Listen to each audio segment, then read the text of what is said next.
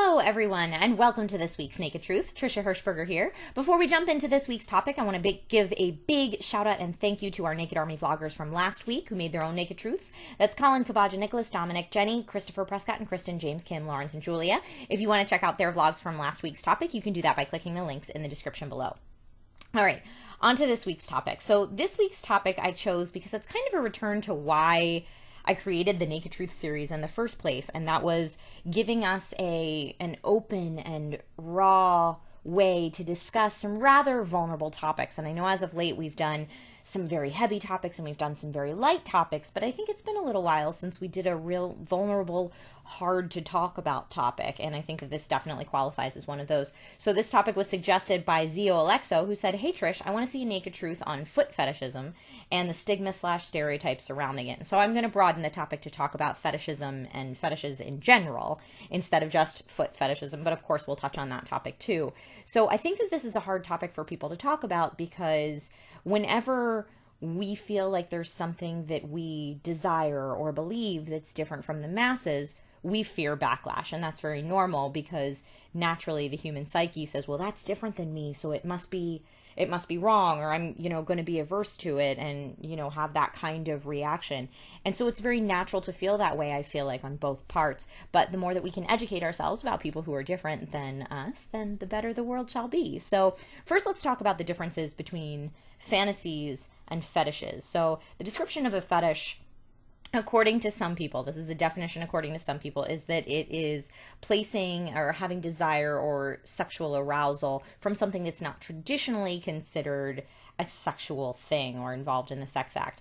And if it's something that is absolutely required for arousal or to reach orgasm, then it's considered a fetish, whereas fantasy could just be something you like. So for example, I like it when my partner wears shoes while we do it.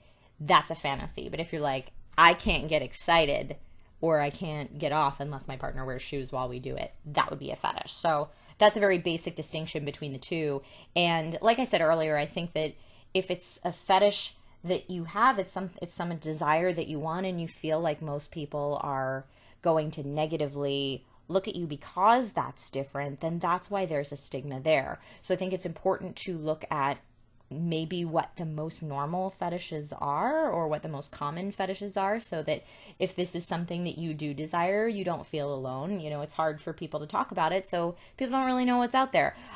So according to, let's see, I looked it up on WebMD, the most common fetishes are body parts.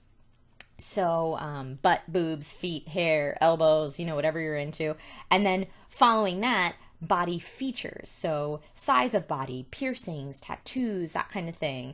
And then following that, there are clothing fetishes. So some people are really into stockings or shoes, as I mentioned earlier. And I really just think that no matter what the desire is that anybody has, in my opinion, if both partners are consensual and both people are getting arousal from it, I tend to be okay with that. Now, of course, in this series, we always try to give validity to the other side of the argument, and the other side of the argument would be that, maybe the people who are saying that this gives them arousal and it's something that they want to do don't know what's best for them. Maybe this is coming from some kind of psychological issue that needs to be worked out, and it's actually doing people harm, whether they realize it or not.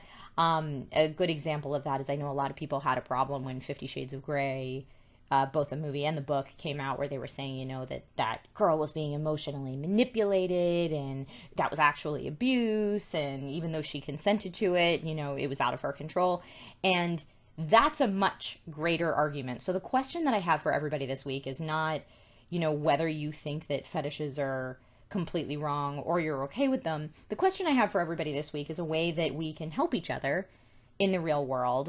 Should a situation arise where maybe you're getting intimate with someone and they confide in you that they have this desire that maybe you don't necessarily agree with. So my question is, what's some life advice you can share with the rest of the Naked Army to deal with a situation where a partner has a fantasy or a fetish that you personally don't share? How would you react in that situation? Please let us know in the comments or in a Naked Truth vlog of your very own. And guys, I hope you have an excellent week. Please continue to suggest Naked Truth topics, and feel free to join the Naked Army if you like. If this is your first time making a Naked Truth vlog, you can send me, you can upload the YouTube video either as public or unlisted, whichever you prefer, and send it to me and let me know if you want me to share the link in the description the following week or not. All right, guys, well, have a lovely weekend, and I'll see you next week. Bye.